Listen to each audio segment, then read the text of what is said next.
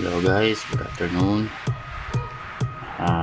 We are going to have our first vlog on how to disassemble a Glock 17 Gen 4 pistol using only a fork. See what I've done in the fork. Okay, we will use only this.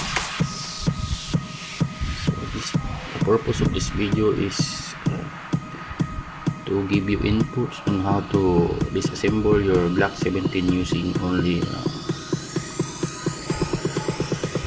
improvised tools if you are at home.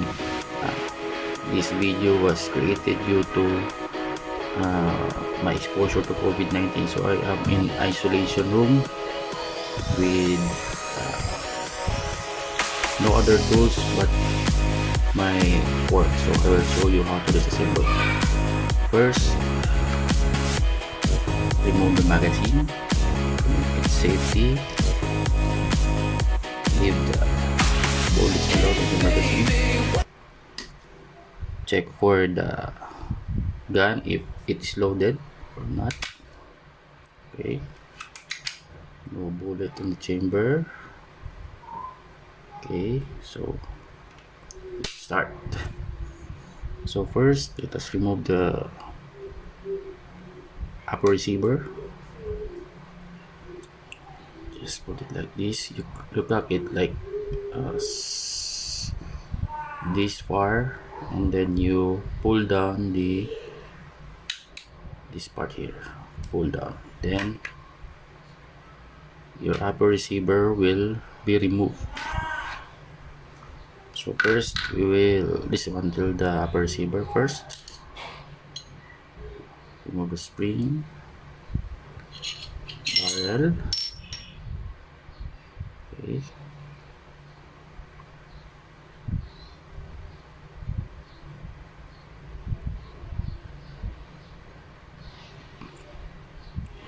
So next, we will remove the firing pin.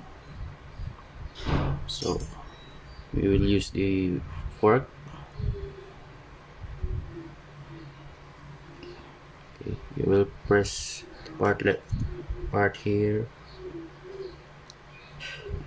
There. I hope you can see that.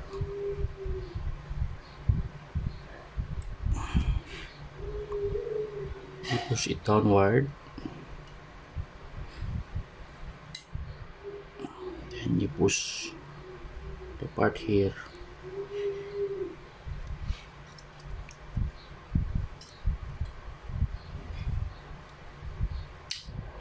Okay,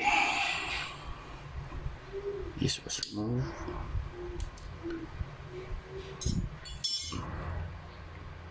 Remove the firing pin. Okay, this is your firing pin. This is your ejector.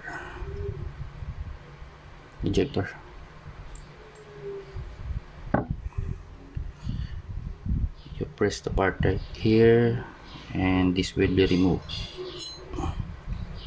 Okay.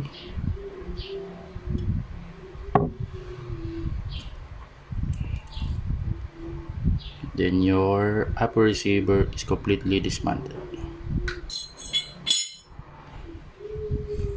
Next, the lower receiver.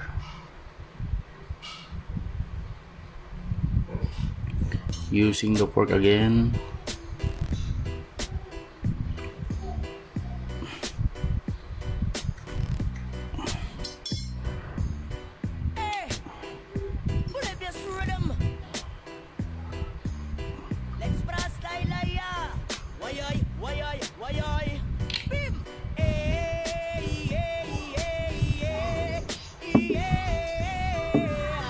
Push this part with no effort.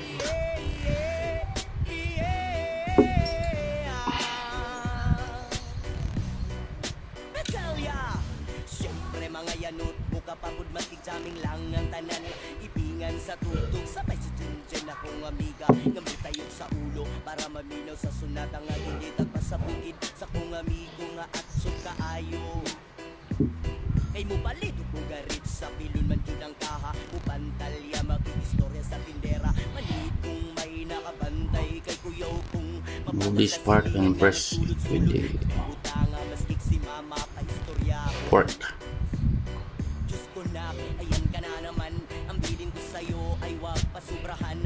Gumamit lang ng tama na kaya sa isipan. At huwag kalilimutan ng sermon ni Lex Bra.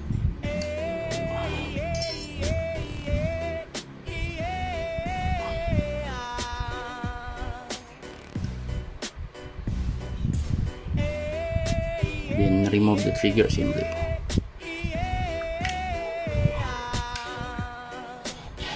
This is the trigger assembly.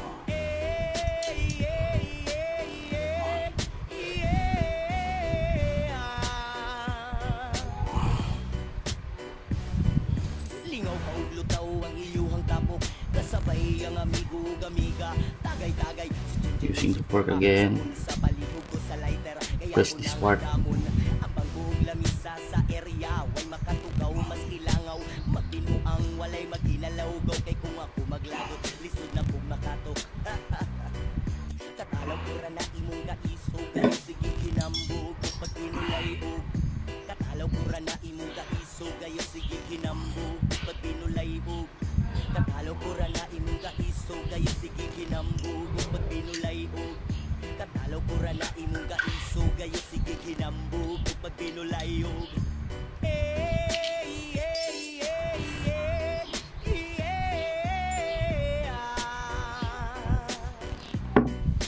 Your upper receiver is completely stripped off.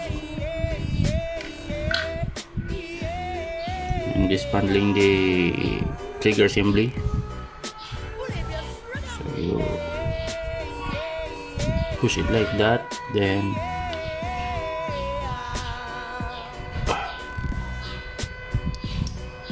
Katalaw kura na imong kaisog. Gayo sige kinambog pag pinulayog.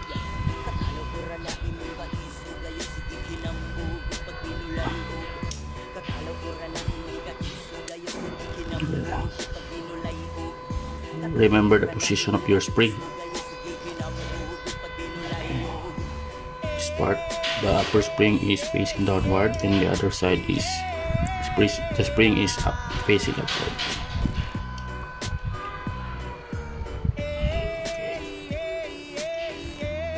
That's it, and you can clean it.